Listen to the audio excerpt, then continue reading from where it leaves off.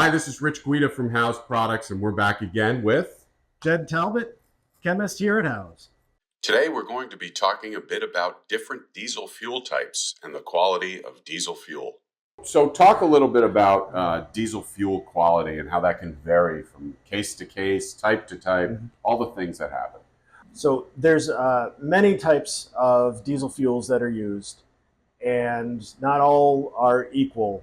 Every refinery has their own method of approaching things. They all have their different feedstocks that create these diesel fuels.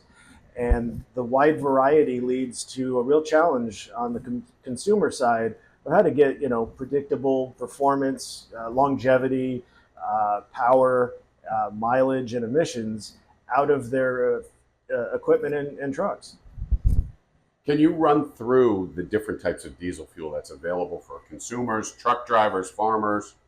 Absolutely. So you've got the super common in very cold areas, number one, diesel.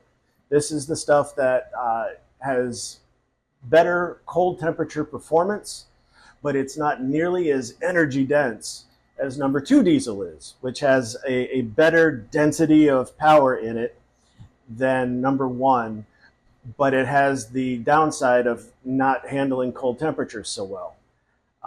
And then more recently, you've got biodiesel, which is made from different fatty acids and feedstocks. And then you've got the newer renewable diesels, which is treated vegetable oils. All four have their own unique challenges, and depending on where you are in the country, they're going to be more or less prevalent. For the most part, we all get a blend of one or more of them. Can you talk a little bit about the fuel that drivers are using now, the ultra low sulfur diesel? You bet. So a while back, we had more sulfur in our diesel fuel. It's a natural part of the distillation process, and it had a benefit of being better lubricity on metal-metal contact in the fuel system. Unfortunately, had really bad effects on emissions. So government issued mandates to lower those amounts. And in the distillation process at the refineries, they hydrotreat and scrub away all of the sulfur that's possible. And now all the sulfur diesel that is out there is no more than 15 parts per million. Now that has done wonders for the lack of a rotten egg smell driving behind trucks, but it does create the challenge that there's not that much lubricity left in these diesel fuels. All of the diesel fuels, they have some flavor of contaminants in them. These things build up over months and years, and this leads to degraded performance. You're not getting out of your equipment what you expect to. Your fuel system is going to be needing replacement more often. Give me the top things that bad diesel fuel can do to your engine. You're going to have water buildup and corrosion. Your fuel's going to be gelling. You're going to have contaminants in your system, and you're going to have problems with lubricity.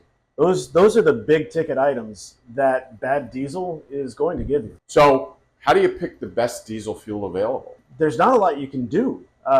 All the stations, they're at the mercy of the refineries and Mother Nature. The only thing that you can do, really, is make sure that you're putting in the things that you need so that regardless of what fuel you're using, your equipment is as protected as it can be, and you're doing everything you can to make sure that you're taking care of what takes care of you. So we've covered a lot here today. Why diesel fuel quality is important, what impacts diesel fuel quality, how you can address issues related to diesel fuel. But if you want more information, reach out to House or go to our website, do a little digging on your own, and look for answers to your diesel fuel issues.